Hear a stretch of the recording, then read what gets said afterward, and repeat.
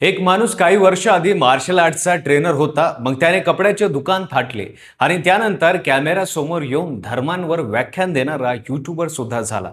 पण या सगळ्या मुखवट्यांच्या आत लपलेला तो एक खुनी सुद्धा होता, ज्याने एका 13 वर्षाच्या मुलाचा जीव घेतला होता. फरार होणं, नाव बदलणं, स्वतःला मेलेलं दाखवणं आणि पुन्हा नव्या रूपात उभं राहणं, हे सगळे करत तो 3 दशक जगला. पण म्हणतात ना, कानून के हात लंबे होते हैं. शेवटी कायद्याचा हात त्याच्यापर्यंत पोहोचलाच आणि त्याला पकडले. तर काय आहे नेमकं प्रकरण, पोलिसांनी त्याला कसं पकडलं आणि तो इतके वर्ष ओळख बदलून कसा राहिला, सविस्तर पाहू या व्हिडिओच्या माध्यमातून. नमस्कार, मी पंकज आणि तुम्ही पाहताय कसं काय. जानेवारी 1995 मध्ये दिल्लीच्या ईशान्य भागात राहणारा एक सिमेंट व्यापारी, त्याचा 13 वर्षाचा मुलगा संदीप बन्सल रोज सारख्या शाळेत निघाला होता. पण त्या दिवशी संध्याकाळी तो घरी परतला नाही. आई बाबा वाट पाहत राहिले. रात्र झाली तरी संदीप आला नाही. दुसऱ्या दिवशी सकाळी व्यापाऱ्याच्या फोनवर एक कॉल आला आणि धमकी देण्यात आली, तुमचा मुलगा आमच्या ताब्यात आहे, 30,000 रुपये द्या. पोलिसांना सांगितलं तर मुलगा जिवंत राहणार नाही.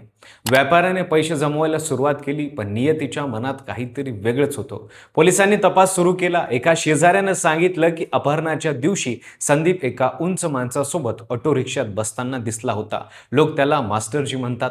हा सुगावा पोलिसांना थेट रामज स्कूल दर्यांगज इथल्या एका मार्शल आर्ट्स ट्रेनरपर्यंत घेऊन गेला.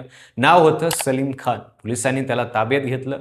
चौकशीत त्याने गुन्हा कबूल केला. त्याने पोलिसांना मुफ्तबाबादच्या एका नाल्याकडे नेलं. तिथे त्यांना संदीपचा मृतदेह सापडला. खून फिरवती मिळवण्याच्या आधीच करण्यात आला होता. सलीमने त्याचा साथीदार अनिलचंही नाव सांगितलं. अनिलने संपूर्ण योजना आखली होती आणि फिरवतीचे फोन केले होते. दोघांना लवकरच अटक झाली. पोलिसांनी पुरावे म्हणून संदीपची शाळेची बॅग, डब्बा आणि घड्याळ कोर्टासमोर सादर केली. ऑगस्ट 1997 मध्ये कडमडूला कोर्टाने दोघांनी जन्मपेठीची शिक्षा सुनावली. वर्ष 2000 मध्ये सलीमने दिल्ली हायकोर्टात अपील केलं. कोर्टाने त्याला अंतरिम जामीन दिली आणि सलीम जामिनीवर बाहेर पडला, पण परत जेलमध्ये गेलाच नाही. पसार झाला. 2011 मध्ये दिल्ली हायकोर्टाने त्याची जामीनपेठची शिक्षा कायम ठेवली. पण तोपर्यंत सलीम कुठेतरी गायब झाला होता. हरियाणा, उत्तर प्रदेश, दिल्लीच्या आजूबाजूच्या वेगवेगळ्या भागात वेगवेगळी नावे वापरत तो राहिला. एकदा तो सलीम अहमद झाला, एकदा सलीम वास्तविक. कधी कपड्यांचं दुकान टाकले, कधी छोट्या मोठ्या व्यवसाय चालवला आणि मग हळूहळू सोशल मीडियावर व्हिडिओ बनवून स्वतःला एक्स मुस्लिम म्हणून घेत यूट्यूब कंटेंट क्रिएटर बनला. टीव्ही डिबेट्समध्ये धर्मांवर भाष्य करणारा पॅनलिस्ट म्हणून प्रसिद्ध झाला. कॅमेऱ्यासमोर उभे राहण्याची हिंमत त्याने कमवली होती, कारण त्याला खात्री होती की आता कोणी त्याला ओळखणार नाही. त्याने आपल्या भावाच्या मदतीने त्याच्या गावात अफवा पसरली की त्याचा हृदयविकाराने मृत्यू झाला. दिल्ली पोलीस जेव्हा जेव्हा त्याच्या गावात जाईल तेव्हा गावकरी सांगत, सलीम तर मेला, पण मृत्यूचं कोणतंही अधिकृत रेकॉर्ड कुठे नव्हतं. दफनाचं प्रमाणपत्र नव्हतं, म्हणून पोलिसांनी फाईल बंद केली नाही. फेब्रुवारी 2026 मध्ये गाझियाबादच्या लोणी भागात सलीम वास्तविक त्याच्या ऑफिसमध्ये बसला होता. तेवढ्यात नंबर प्लेट नसलेल्या बाईकवर 2 मुले आली. थेट आत शिरले.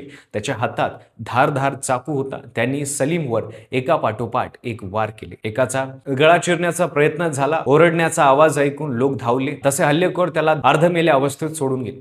रुग्णालयात नेल्यावर डॉक्टरांनी सांगितलं, शरीरावर 14 चाकूचे वार होते. जवळपास 1 महिना उपचार चालले. तपासात समोर आलं की हल्लेखोर 2 सख्खे भाऊ होते, गुलफान आणि जिशान. सलीमच्या व्हिडिओमुळे ते प्रचंड संतापलेले होते. यूपी पोलिसांनी नंतर दोघांनी वेगळ्या एन्काउंटरमध्ये ठार केले. पण या हल्ल्यानं एक वेगळाच धागा उलगडा. जेव्हा यूपी पोलिसांनी सलीमची संपूर्ण पार्श्वभूमी तपासायला सुरुवात केली तेव्हा एक गोष्ट उघड झाली. सलीमच्या नावात बदल आहे, राहण्याच्या जागांमध्ये विसंगती आहे. ही माहिती दिल्ली पोलिसांनी शेअर झाली आणि तिथून सगळे धागे एकत्र यायला लागले. दिल्ली पोलिसांच्या क्राईम ब्रँचकडे अशा फरार गुन्हेगारांसाठी एक स्वतंत्र सेल आहे. इनाम असलेल्या, कोर्टाने फरार घोषित केलेल्या आरोपीची यादी तयार करायची आणि सातत्याने शोध घेत राहायचं. या सेलने कधी फाईल बंद केली नव्हती. एप्रिल 2026 मध्ये दिल्ली पोलिसांच्या क्राईम ब्रांचने सलीम वास्तविकला गाझियाबादच्या लोणी भागातून अटक केली. सध्या सलीमला तिहार जेलमध्ये पाठवण्यात आलं आहे. जन्मपेठीची शिक्षा आधीच कायम झालेली आहे. आता त्याला ती भोगावीच लागणार आहे. संदीप बन्सलच्या कुटुंबाने 31 वर्ष वाट पाहिली. त्यांचा 13 वर्षाचा मुलगा शाळेत गेला आणि परत आला नाही.